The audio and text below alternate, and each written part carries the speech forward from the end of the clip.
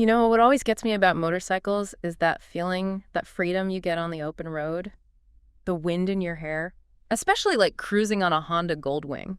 Have you ever seen one of these things up close? It's like a luxury apartment on wheels, not even a motorcycle. Right.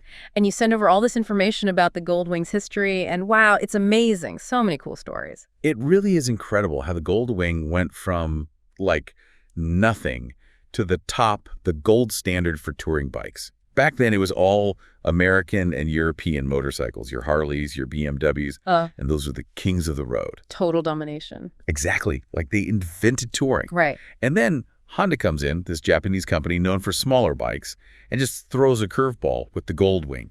It was a bold move, saying, hey, we're here to shake things up. So how did they make their big entrance into touring? How did they announce it to the world? They started with a prototype, the M1.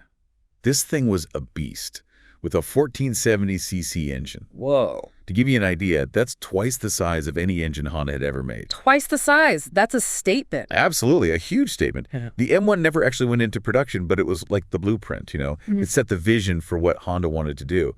They took that ambition, that focus on power and smoothness, and put it into the first Goldwing, the GL1000. Okay, so we have this powerful engine, a blank slate, ready to go. What's next? Well, this is where it gets interesting. The GL1000 launches with no saddlebags, no windshield, no fairings, nothing. Just a raw, powerful engine on two wheels. Wait, no fairings. For those of us who don't live in the motorcycle world, what do those do again? Good point. Fairings are those shells, the aerodynamic ones. They go around the motorcycle engine, sometimes extending over the handlebars. On touring bikes, they're really important because they deflect wind, rain, bugs, all that stuff that makes long rides less fun. So the GL1000 launched naked, no protection from the elements, no storage. That's a bold move, Honda. Bold, yeah. Maybe a little crazy. But here's the thing. This bare-bones approach, it was a stroke of genius. Maybe not intentionally, but still. Okay, I'm intrigued. How does a naked bike become brilliant? Because it created a gold rush for accessory manufacturers. I see it now. Suddenly, everyone and their cousin is making fairings, saddlebags, luggage racks, all specifically for the Goldwing. It was like a blank canvas for customizing. So Honda didn't just tap into a market, they created a whole industry around customizing their bike. That's amazing. It's true. And while everyone was playing catch-up, Honda kept innovating. They saw the demand, the competition heating up, and they did what Honda does. They went bigger. Enter the GL100. Ooh, things are getting serious now. The GL1100. Tell me more. The GL1100 sounds like we're talking about a whole new level of motorcycle here. What made this one so special? This is where Honda really planted their flag, you know, right here in America. The GL1100 was the first Goldwing assembled in the U.S. at that huge factory they built in Marysville, Ohio. Smart move, building it right in the heartland. Exactly. Honda knew that to win over the American touring market, they had to be a part of it. And they did. Oh, yeah. I mean, this was a bike ridden across the country, back and forth, countless times. That even set a world record, you know. A world record. Now you got to tell me more about that. Okay, so a GL100 ridden by this guy, Emilio Scotto. He completed the longest motorcycle journey ever recorded.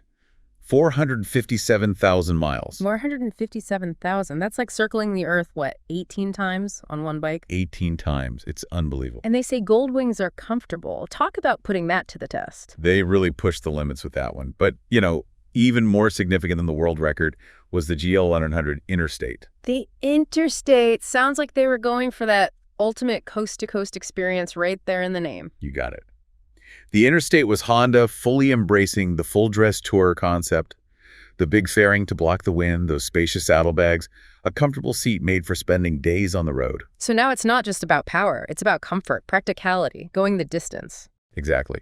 Honda realized that for a lot of riders, touring wasn't about speed, it was about the whole journey. And the GL100 Interstate, that was the bike built for it. Makes sense. But of course they didn't stop there. Honda's always got to push further, right? Always innovating. Enter the GL1200. Always got to be better. Yeah. So what did they refine? What did they enhance in the GL1200? Imagine this. You're gliding down the highway, smooth, so smooth like you're floating.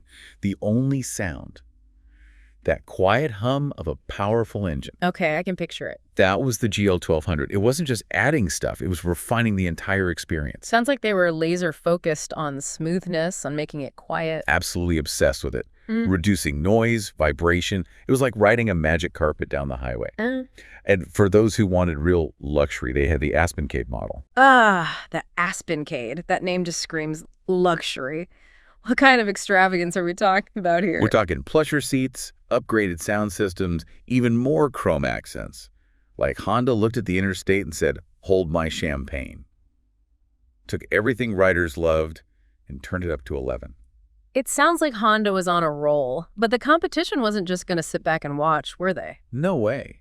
The touring bike market was heating up. You had Yamaha with their Venture, Suzuki had the Cavalcade. Bunch of names. Big bikes. All those companies were going after the same riders. So with all these heavy hitters in the ring, what did Honda do? They knew they couldn't just cruise along. They had to make a statement, something big, to solidify the Goldwing's place at the top. What they did, it was revolutionary. Okay, now you've got my attention. What game changer did they unleash on the motorcycle world? A revolutionary move. Come on, don't leave me hanging. What did they do? 6 cylinders. 6. Yeah. 6 cylinders in a motorcycle. That's unheard of. It was a game changer, truly. The GL 1500. That wasn't just an upgrade. It was like they reinvented the whole touring bike. The power, but so smooth. The acceleration, effortless. Okay, I can only imagine. And they had all those other upgrades too, right? Like a whole new body design, even more room for luggage. It's like they wanted to build the ultimate riding experience, no compromises. And they weren't done. They even added a reverse gear. Hold on, reverse. On a motorcycle. What's next? Are they going to put power windows on these things? Well, I mean, when your bike's the size of a small car, Yeah. a little help getting out of those tight parking spots isn't a bad thing. But seriously, that reverse gear, that shows you how much Honda cared about making the Goldwing easy to use, even though it was so big and powerful. Thinking ahead, figuring out what riders need before they even know it. Smart. So, with all that, the GL 1500, that really makes it the king of touring bikes, doesn't it? How do you even top that? Yeah, the GL 1500 was a tough act to follow. But you know Honda, always innovating. So then came the GL 1800, even bigger engine. Of course, got to go bigger. But our document mentions they actually made it lighter than the GL 1500. How do you make a bike with a bigger engine weigh less? That sounds impossible. No magic, just brilliant engineering. They swapped out the old steel frame for a new one made from aluminum. So lighter, but stronger too. That's some next level stuff. It was a huge deal. Better power to weight ratio, handling improved, felt more agile. Wow. So what, did they add a hot tub next? Not quite. They were really focused on technology, safety, things like that. Yeah. Anti-lock brakes, which used to be rare on bikes, standard on the GL 1800. And they put airbags in. Airbags. Okay, now that's just showing off. But really, airbags on a motorcycle, that's wild. Honda was serious about safety. They're really pushing the limits of what a bike could be. That's amazing. So we've gone from a bare bones bike, no fairings, no nothing, to this technological marvel with airbags and a reverse gear. What a journey. But our document mentions that in 2012, production moved back to Japan. Any idea why? Probably a lot of factors went into that. Yeah. Currency exchange rates, you know, that goes. Manufacturing logistics, global strategy stuff. But what matters is the Goldwing. No matter where it's built, it's still got that reputation. Exceptional quality. It's a global icon, that's for sure. This has been an amazing deep dive, really. From that beastly M1 prototype to this luxurious, high-tech GL 1800, the Honda Goldwing.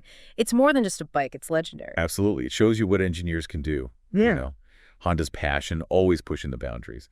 For anyone who loves motorcycles, it's an icon, no question. Well said.